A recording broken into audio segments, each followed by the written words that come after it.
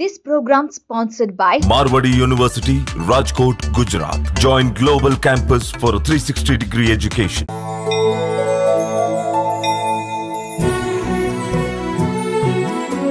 నమస్కారం, welcome to I dream. నేను మీ విజిత.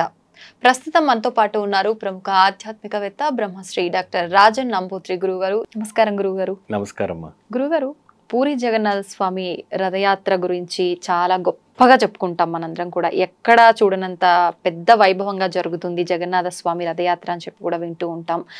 ప్రత్యేకించి జగన్నాథ స్వామి ఆలయం విషయానికి వస్తే కూడా చాలా మంచి మంచి విశేషాలు, చాలా రహస్యాలు కూడా ఉన్నాయని చెప్పి పెద్దవాళ్ళు చెప్తుంటారు. అసలు ఏంటి గురుగారు రహస్యాలు, స్వామివారి విశిష్టత ఏంటి, అవన్నీ కూడా మీ మాటల్లో తెలియజేయండి. తప్పకుండా. ముందుగా శ్రీ మహాగణపతి దేవతోప్య నమః. హరే రామ హరే కృష్ణ. చాలా చక్కని ప్రశ్న వేశారమ్మా మీరు. వాస్తవానికి ఎప్పుడైనా కూడా మనము త్రేత ద్వాపర యుగంలో అంతమైన తర్వాత కృష్ణుడు మొత్తం కృష్ణ వంశం అంతా కూడా నిర్వంశం అయిపోయింది. దీనివల్ల గాంధారి శాపం ఇస్తుంది కాబట్టి అప్పుడు స్వామివారు ఏకాంతంగా కూర్చొని మురళి వాయిస్తూ కూర్చున్నారు. ఆయన ప్రశాంతంగా కూర్చున్నారు. ఆ సందర్భంలో అక్కడ ఒక గిరిజనుడు, అంటే బోయవాడు అంటారు కదా, గిరిజనుడు, ఆయన ఏం చేస్తాడు, వాళ్ళ బతుకు ఏంటంటే ఎప్పుడు కూడాను ఏదో ఒక జీవిని వేటాడి తినడము వాళ్ళ కుటుంబాలు సాగుతూ ఉంటుంది. స్వామివారు ఈ యొక్క యమునా నది తీరాన కూర్చొని ప్రశాంతంగా చెట్ల మధ్యలో కూర్చొని నాకు ఇలాంతా అయిపోయిందని చెప్పి ఆయన ధ్యానం చేస్తూ, అంటే ఒక అద్భుతమైన వంటి ఒక అలౌక్యమైనటువంటి ఆనందంలో ఉండే సమయంలో ఆ కాలు కదులుతూ ఉన్నప్పుడు ఆ వృక్షాలు కూడాను కదులుతూ ఉన్నాయి. అప్పుడు ఆ బోయవాడు ఏం చేశారంటే ఒక బాణం వేసి ఇక్కడ ఇది ఉందని చెప్పేసి వేస్తాడు. అప్పుడు స్వామివారి స్వయంగా సాక్షాత్గా ఆయన కుడిపాదంకు ఉన్నవంటి గోడకు తలిగిరి ఆయన మోక్షం పొందుతారు. అయితే అయ్యయ్యో స్వామి నేను మీకు అన్యాయం చేశానంటే, లేదండి మనము పూర్వజన్మంలో వాలి సుగ్రీవు అని ఉంటుంటారు ఏమా, వాలి సుగ్రీవుకి ఉంటుంది కాబట్టి చెట్టు చాటుని నేను చంపాను, నీకు ఆ ఒక వరం కూడా ఇచ్చాను, మరొక జన్మలో నేను అదే విధానంగా నాకు ఇస్తా అంటే అక్కడ కాంప్రమైజ్ అప్పుడే అయిపోయింది, బ్యాలెన్స్ అయింది. ఆ విధానంగా వాళ్ళు చెప్పడం జరిగింది.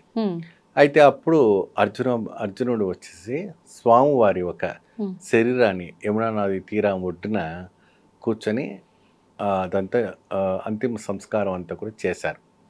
ఆయన దేహం అంతా కూడాను కాలిపోయింది. కాలిపోయిన తర్వాత ఆయన హార్ట్ మాత్రం, గుండె మాత్రము కాలలేదు.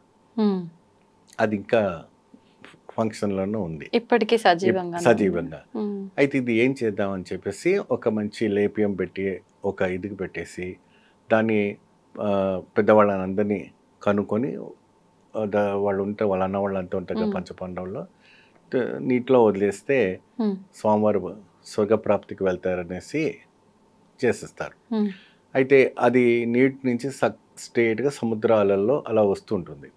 పూరిలో ఉన్నవంటి మహారాజు ఒకనాడు చక్కగా నిత్యము నారాయణ భక్తి ప్రవచనం చేస్తుండేవాడు, నారాయణ ఒక్క పూజ చేస్తుండేవాడు.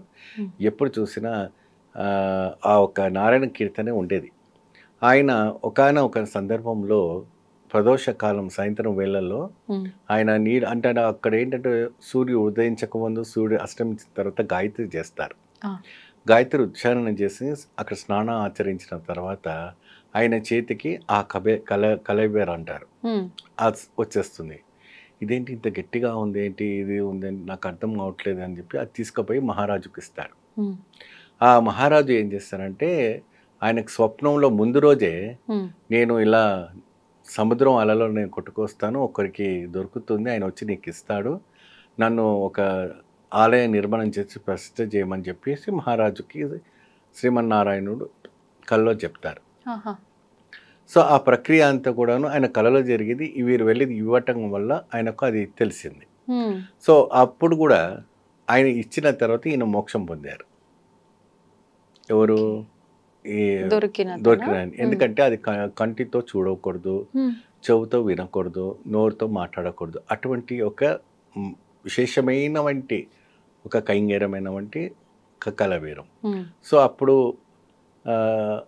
స్వామివారి విగ్రహం తయారు చేసేవాళ్ళు కావాలి, ఈ కలబేరాన్ని పెట్టడానికి కావాలి, ఇటువంటి ఎవరైనా ఆచార్యులు ఉన్నారా, ఇటువంటి ఎవరైనా విశ్వకర్మలు ఉన్నారా అనేసి ప్రపంచంలో ఉన్నటువంటి వ్యక్తులందరినీ ఆ మహారాజు కబురు పంపించారు. ఎవ్వరు కూడా రాలేదు, ఎవరు కూడా ముందుకు రాలేదు. ఎవరు వస్తారు, అంత టెక్నాలజీ ఎవరికి ఉంది?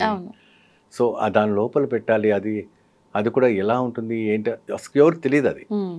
సో కుబేర రాజ్యాన్ని తయారు చేసినటువంటి విశ్వకర్మనే భూమికి సాధు రూపంగా వస్తారు.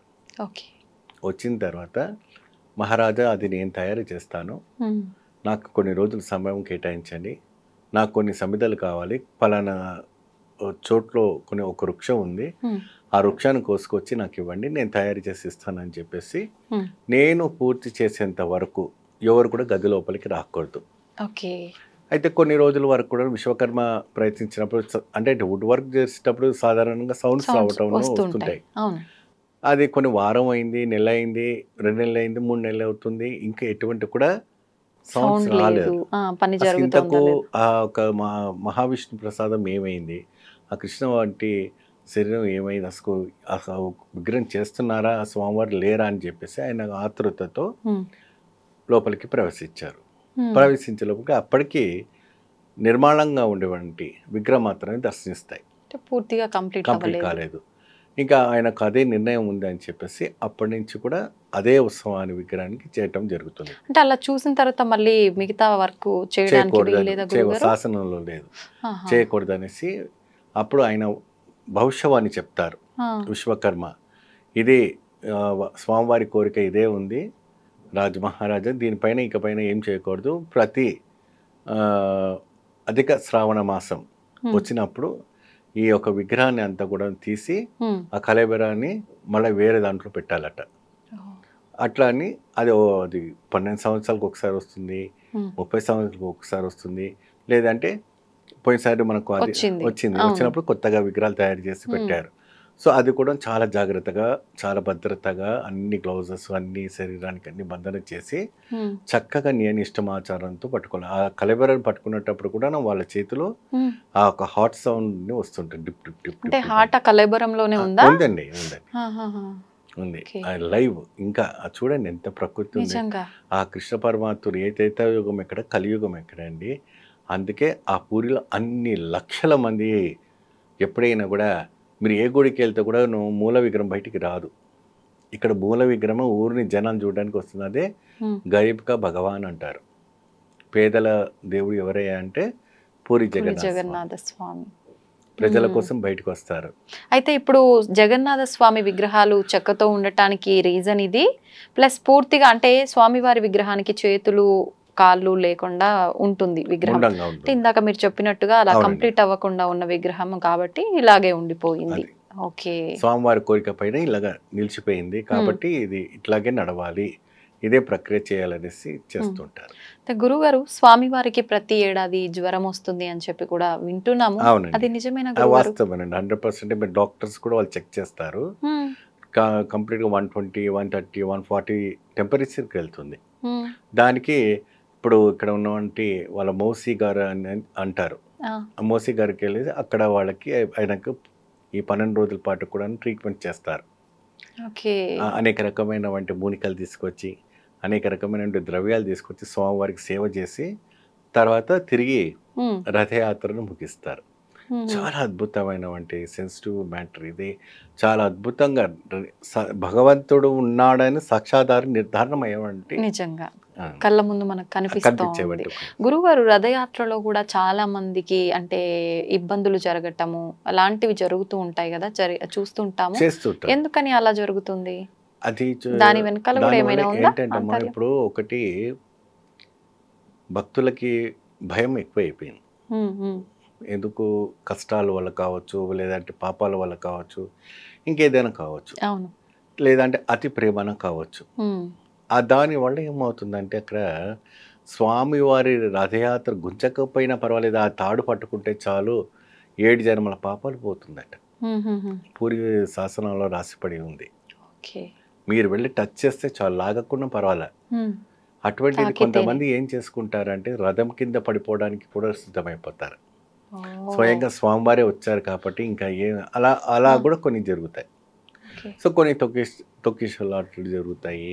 ఇంకా కొన్ని ఏదేమైనా రథం లాగటం మాత్రం ఆగదంట కదా గురువు గారు. తర్వాత ఏంటంటే ఎప్పుడైనా కూడా రథము ఒక్కొక్కసారి ముందుకు సాగదు. స్వామివారిని తిరుతారు, స్వామివారిని ఒక రకమైనటువంటి కొడతారు. ఒక తల్లికి భక్తుడికి ఉన్నటువంటి సంబంధమే తప్పుగా అర్థం చేసుకోకూడదు. అక్కడ కొట్టడము, తిట్టడము, తర్వాత నువ్వు ఎందుకు ఇలా చేస్తున్నావు పదా అనేసి అలా పూజారులు వాళ్ళతో ఆర్గ్యుమెంట్ చేస్తారు. అది కూడా తలపా కట్టుకొని నోటికి బట్ట కట్టుకొని కొట్టడం అంటే కట్టతో కొట్టారు. వాళ్ళకి అదొక వింజారామణం అని ఒకటి ఉంటుంది, మనకు విసురుతూ ఉంటారు. అలాంటి దాంట్లో ఒక రకమైనటువంటి ఒక ఆయుధం ఉంటుంది, దాంతో కొడతారు. అది చాలా మెత్తగా సాఫ్ట్గానే ఉంటుంది, పెద్ద రాడుగా ఉండదు. దాంతో కొట్టి స్వామివారికి నొప్పి కదలకుండా, అంటే ఒక పసిబాడు, ఇప్పుడు మీరు చిన్న బాలుడు అనుకోండి, ఆయన తినకపోయినా నువ్వు స్కూల్ కదలకపోయినా కనీసమైన కొన్ని మనం బెదిరిస్తాం. ఆ రకంగా ఆ స్వామివారికి అలా చేస్తారు. తర్వాత పూరిలో ఉన్నటువంటి మహారాజు స్వర్ణమైనటువంటి స్వర్ణ చీపిరి కట్ట, జాడు కట్ట ఉంటుంది కదా, అది స్వర్ణంతో ఉంటుంది. ఆయన ఊర్చుకుంటూ వస్తే అప్పుడు కదులుతుంది. అది ఒక మిరాకిల్, అది చాలా అద్భుతం. అంటే రాజైనా మంత్రి అయినా ఎవరైనా నా ముందు సమానమే అన్నది నిదర్శనం చూపించడానికే పూరి జగన్నాటం, ఇది నాటకం ఇదంతా కూడా. ఈ అపరూపమైనటువంటి సంపద రహస్యాలు ఇప్పుడు అన్నీ కూడా నాణ్యవేలికలు అన్నీ కూడా బయటపడడం అని కూడా మనకు జరుగుతుంటాయి. మీరు ఇంకొకటి గమనించి చూడండి, సముద్రపు అలలు మీరు బయట ఉన్నంత వరకు అలలు వస్తూ ఉంటాయి. ఎప్పుడైతే కూడా మీరు ఆ ఆలయం లోపలికి రహస్యంలో గర్భాలయంకి వెళ్ళిన తర్వాత సౌండ్ రాదు ఏమండి, అదొకటి. మూడవది, పైన ఉన్నటువంటి గోపురం పైన ప్రతిరోజు కూడాను ఆ ఒక ఫ్లాగ్ మారుస్తూ ఉంటారు. ఏదైనా కూడా ఒక్కరోజు మారవకపోతే మన 18 సంవత్సరాల వరకు గుడి మూసివేయాలని శాసనంలో రాసిపడింది. అది తుఫాను పడినా, వర్షం వచ్చినా, ఏది వచ్చినా కూడా కంపల్సరిగా అది మారాల్సిందే, డైలీ కంపల్సరీ, ప్రతిరోజు కూడా. సో ఈ రకమైనటువంటి కొన్ని రహస్యాలు మనకు అక్కడ చెప్పబడుతున్నాయి, మనకు ప్రత్యక్షంగా పరోక్షంగా కూడా మనం చూస్తున్నాం ఏమ్మా.